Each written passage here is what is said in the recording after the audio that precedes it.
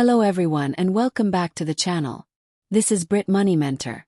And today we are tackling the single most important tool in your financial arsenal, your budget.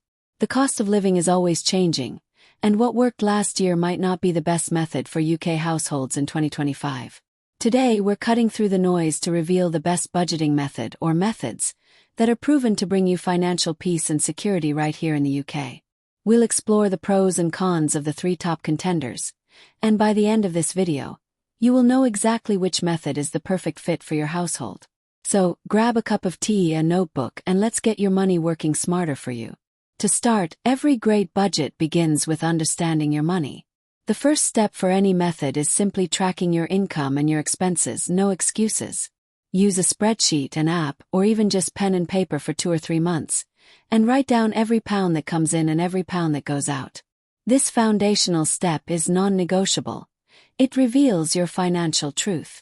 You need to know your fixed costs, your variable costs, and your disposable income before you can successfully apply any budgeting method. Now let's dive into the first popular method, the 50/30/20 rule.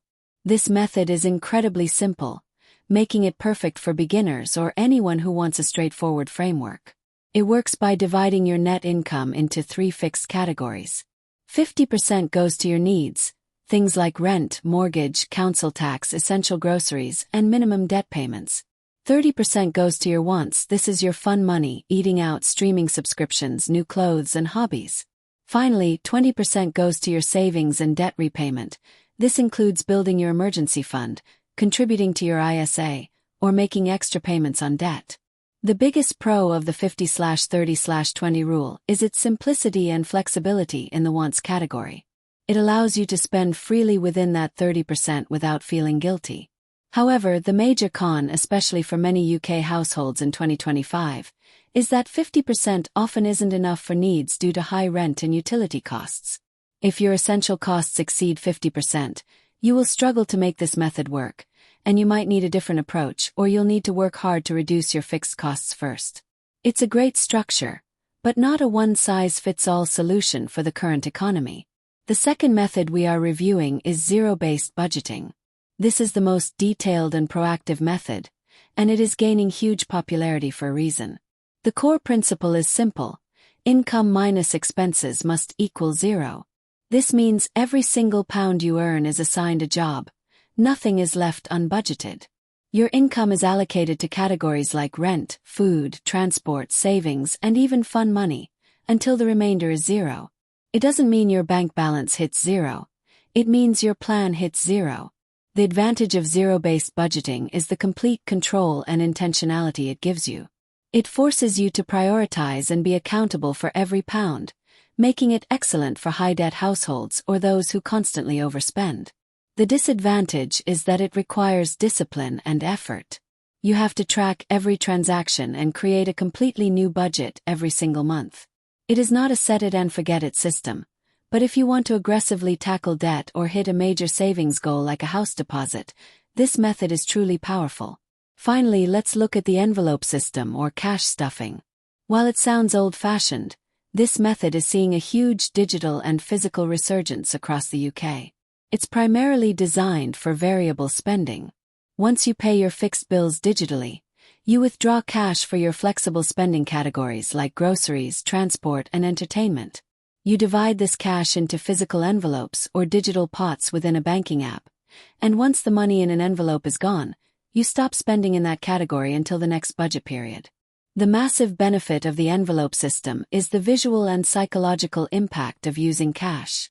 When you physically hand over money, it hurts more than tapping a card, which drastically reduces impulsive spending.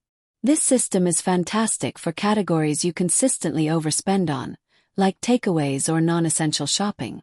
The downside is that it doesn't work well for online shopping, and it requires you to be comfortable handling and storing physical cash securely.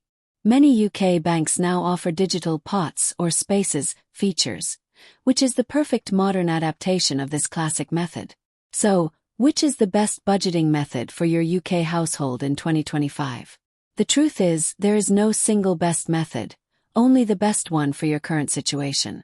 For beginners or comfortable earners, Start with a simple 50/30/20 rule to get a feel for structure. If you are struggling with debt, aggressively saving, or constantly overspending, the strict accountability of zero-based budgeting is your answer. If your main problem is impulsive spending on food or entertainment, incorporate the physical or digital envelope system into your overall budget plan.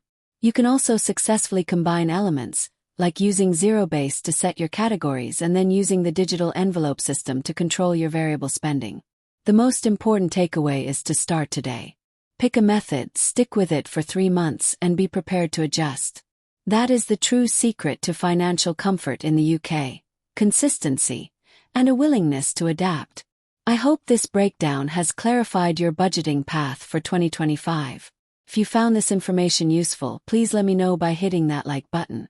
I'd love to hear which budgeting method you plan to use this year, so drop a comment down below and share your strategies with the community. And if you want more practical, no-nonsense UK money advice like this every week, don't forget to subscribe to Brit Money Mentor and hit that notification bell. Thank you for watching, and I'll see you in the next video.